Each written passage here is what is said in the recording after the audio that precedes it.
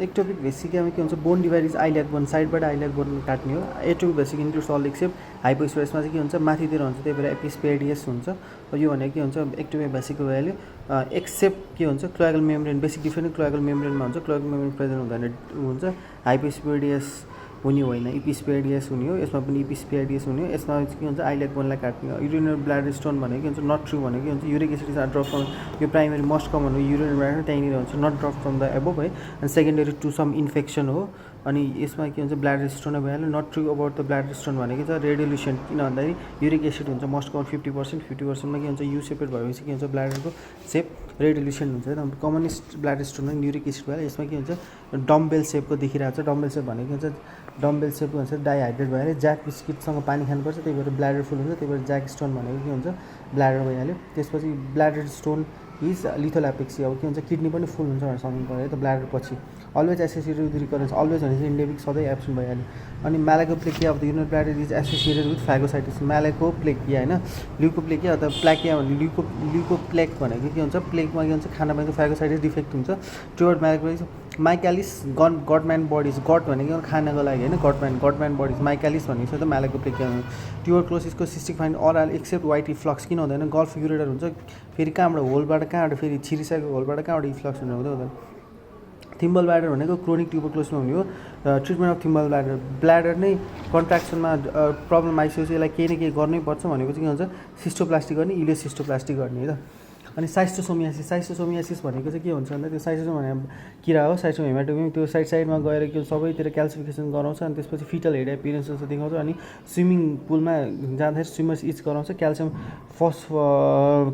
हुनु साथै फोनेटहरू युज गर्छ मेट्रिफोनेट युजहरू गर्न सक्छ। प्रेजेन्ट फर मिनरेज क्याल्सियम छ यसमा। अनि युरिनरी ब्ल्याडर कन्ट्राक्टेड ब्ल्याडर भएको भएर साइस्टोसोमियासिस भयो। रिजनेबल फेटल हेड भन्छ त्यही साइस्टोमियासिस। मेट्रोफिनेट भन्छ बिसफोनेट हो क्याल्सियमसँग related schistosomiasis. In part extra fetus यो फिटस जस्तो यस्तो गरेर हेर्ने हो नि पुरै बच्चा जस्तो देखिन्छ त्यही हो फिटस भनेको त्यही नै हो।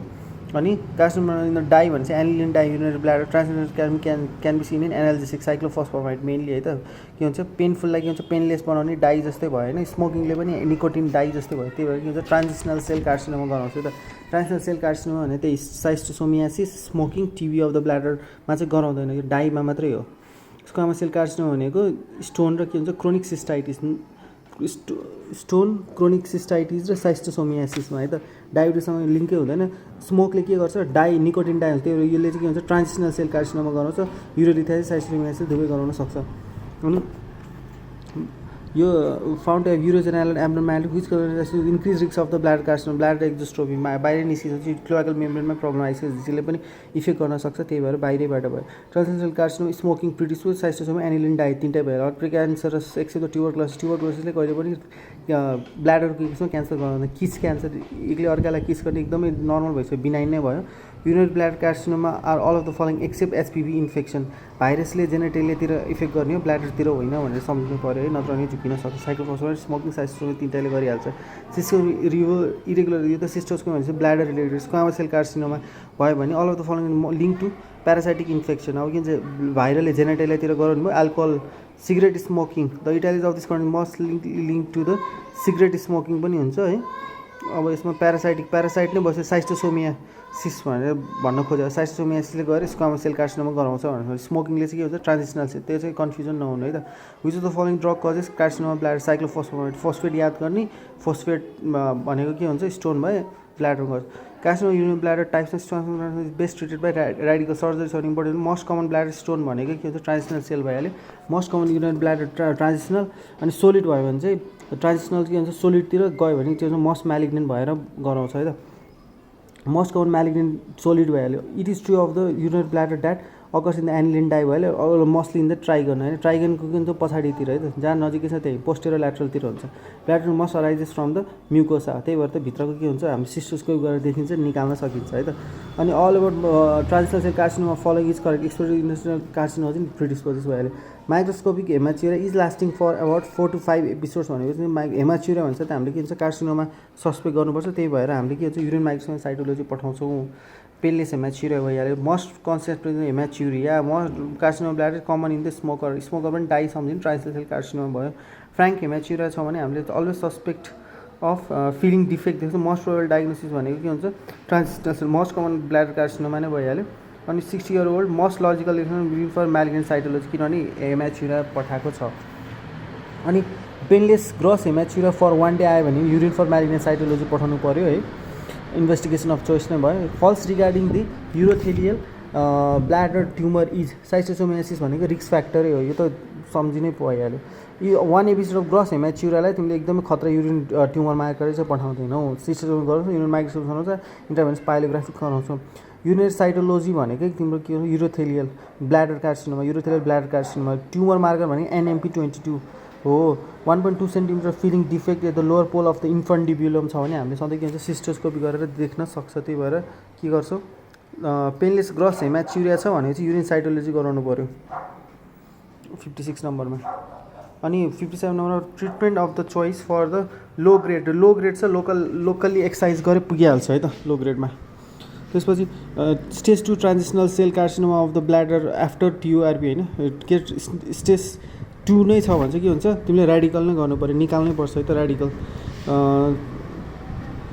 रेडिकल चाहिन्छ सिस्टोस्कोपी फल्गरेसनले पुग्दैन 70% of the chances require system in 5 years after TURP है त BCG is use in treatment of the carcinoma of the urinary bladder P22 तिर carcinoma in situ bladder not responding to BCG छ भने चाहिँ तिमीले के गर्छौ भन्दाखेरि रेडिकल सिस्टेक्टोमी गरिदिन्छौ treatment of choice for PTA भनेको चाहिँ नन इन्भेजिभमा इन्डोस्कोपी गरे पुग्छ most effective intravesical therapy for superficial भने BCG नै भएन not an intravesical chemotherapeutic agent is BCG चाहिँ इम्युनोथेरापी हो है त अनि 65 year old smoker presence gross total painless hematuria the most likely diagnosis भने urinary bladder BCG tumour therapy in the bladder T1N1 भएपछि लिम्फेडेनेक्टोमी गर्नु पर्यो total cystectomy lymphadenectomy first statement regarding the urothelial carcinoma भने योले के हुन्छ not found to be beneficial भन्ने हुँदैन इन्ट्राभेसाइल केमा immunotherapy laser urine in the urinary bladder dye सम्झिनु पर्यो डाई त्यहाँ कहाँ छ ND हो एनको के हुन्छ डाई हो नि त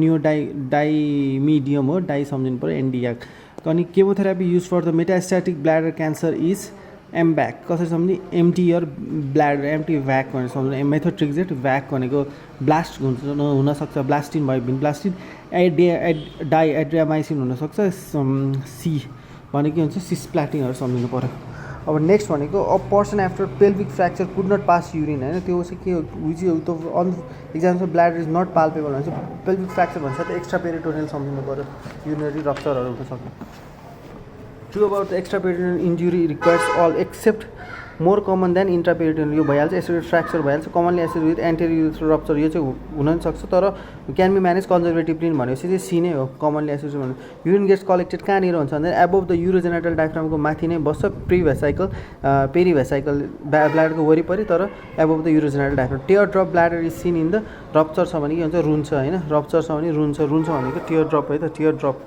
with rupture perivesical haemorrhage with rupture अब यहाँनिर के हुन्छ फ्ल्यास लाइट जस्तो आगो बलेको जस्तो देखिन्छ फ्लेम साइन भन्छ यहाँनिर अब यो पियर साइन जस्तो देखिन्छ पियर जस्तै भयो यहाँ के ठुलो टियर ड्रप साइन भयो यो चाहिँ के हुन्छ रप्चर भएर रोएर निस्केको भयो इन्ट्रापेरिटोनियल रप्चर म्यानेजमेन्ट भने सधैँ requires laparotomy most reliable investigation in bladder rupture भनेको रेट्रोग्रेड सिस्टोग्राम गरिसकेपछि तिमीले हेर्न पनि मिल्छ त्यहाँबाट ठ्याक्क डाइ हाल्यो त्यसपछि हेरेपछि कहाँबाट डाइ निस्क्यो त्यो पनि मोस्ट रिलायबल चाहिँ त्यो भयो अनि urinary diversion ureter sequence all occur except hyperkalaemia अब यो चाहिँ कसरी सम्झिने भन्दाखेरि चाहिँ तिम्रो स्टोमक होइन स्टोमकको कन्ड्युट ल्याउन मिल्छ त्यसपछि जेजुनमको कन्ड्युट ल्याउन मिल्छ त्यसपछि लास्टमा के हुन्छ आइलियमको अथवा कोलोनको कन्ड्युट ल्याउन मिल्छ है त अब हामीले के गर्छ स्टोमक चाहिँ के हुन्छ जसले पनि गर्नुपर्छ तर थोरै मात्रामा गरेको हुनुपर्छ सबैले गर्नुपर्छ सबैमा के हुन्छ डिक्रिज हुन्छ हाइड्रोजन पोटासियम क्लोराइड सबै नै डिक्रिज हुन्छ है त्यसमा चाहिँ HKCl है त हङकङ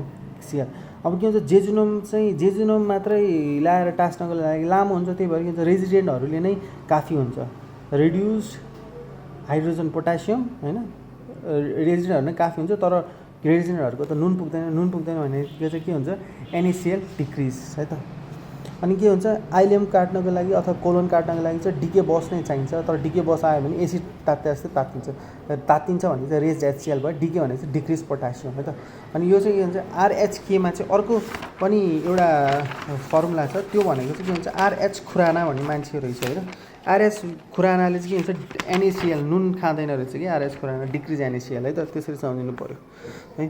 त्यसपछि मोस्ट रिलायबल इन्भेस्टिगेसन भइहाल्यो युरेटर सिग्मोइडोस्कोप। अब यो के भयो सिग्मोइड भनेको के हुन्छ कोलन गर्न डिके चाहियो भनेपछि के हुन्छ डिके डिक्रिज पोटासियम हुन्छ हाइपरक्यालमिया हुँदैन। Urine diversion is indicated in all of the following except bladder haematoma आफै निस्किन्छ with the following complication of the hyperchloraemic acidosis है त। क्लोराइड पनि हाई छ अनि एसिड पनि हाई छ सबैमा। अब स्टोमक युरेटर सिग्मोइडोस्कोपी गरेर सम्झिनु पऱ्यो होइन। डिके बसलाई के हुन्छ एचसिएल चाहिँ के हुन्छ एचसिएल चाहिँ के हुन्छ हाई हुन्छ आगो तात्तिएको जस्तै तात्यो भनेपछि के हुन्छ ureter sigmoidoscopy. Urine diversion results from all of the following except rectovesical fistula. अब के हुन्छ ब्ल्याडर यहाँ हुन्छ ब्ल्याडरको बिचमा ऊ हुन्छ त्यसपछि यहाँ रेक्टम हुन्छ यो जोड्नको लागि त्यो के हुन्छ माथि नै जोडेको हुनुपर्छ त्यही भएर fistula high above the sphincter त्यही भएर के हुन्छ इन्कन्टिन्युस अलिक कम चान्स हुन्छ। पोस्ट मिक्चरेसन ड्रिब्लिङ भनेको चाहिँ के हुन्छ collection of urine in the U shaped curve of the bulb of the पेनिसमा गएर ऊ गरेछ भने अलिअलि डिप्रिङ भइरहेको छ। To differentiate between stress and detrusor instability यो भनेको सधैँ के हुन्छ हामीले युरोडाइनामिक स्टडी गर्छौँ। साइटोमेट्रिक स्टडी भनेको युरोडाइनामिक भनेको के हुन्छ तिम्रो स्ट्रेस इन्कन्टिन्युसमा अर्जिन सबै न्युरोजेनिक ब्ल्याडर केस न्युरोजेनिक ब्ल्याडरमा चाहिँ मेन हो है pressure. Which of the following is a normal finding in cystometry residual volume 75 ml हुँदैन। लिकेज अन कफिङ भने स्ट्रेस इन्कन्टिन्युस हो। Absence of detrusor systolic detrusor contraction त्यो चाहिँ भइहाल्यो। त्यसपछि commonest cause for pulsion diverticulum of the urinary bladder contraction यो के छ ब्ल्याडरको नेकमा के हुन्छ कन्ट्र्याक्सन प्रब्लम भयो भने के हुन्छ त्यसले के छ पल्स बुट्टा हान्दैन पल्सन डाइभर्टिकुलम हुन्छ। Catheterisation of bladder done in सियर प्रोस्टेटमा यदि प्रेजेन्ट बियो हो पोस्ट अपरेटिभ टेन्सन भइहाल्छ। यङ पेसेन्ट छ तिम्रो अनकम्प्लिकेटेड पोजिटिभ नाइट्रेट भनेको चाहिँ स्पेसिफिक फर कम्प्लिकेटेड हो है त। अनि नर्मल इन्टरभेजनल प्रेसर ड्युरिङ भोइडिङ गर्ने बेलामा के हुन्छ अब हामीले प्रेसर कतिजनासम्म ह्यान्डल गर्नु छ 60जनाको प्रेसर ह्यान्डल गर्नु छ लेस देन 60 हुनुपर्छ है त सेन्टिमिटर अफ वाटर त्यही भएर 35 to 50 है त।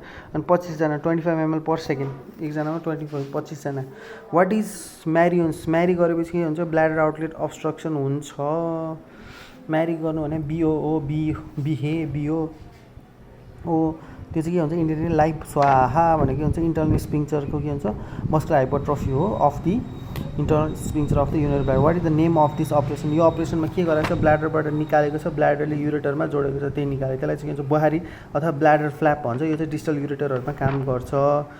अनि बुहारी छ भने lower ureter obstruction intestinal hunters सम्झिनुहुन्छ इन्टर्स है त हन्टर्स इन्टरस्टिशियल सिस्टाइटिस हर्नर्स अथवा हन्टर्स इन्टरस्टिशियल भएको भए all are seen in cystitis फ्युवर अनलाई पायल नेफ्राइटिस हुनुपर्छ। आफ्टर सर्जरी अब फोलिज अड्केको छ निकाल्दाखेरि आएन भने सधैँ हामीले युएसजी गाइड गरेर ब्ल्याडर फोर्टनिङ गर्छौँ।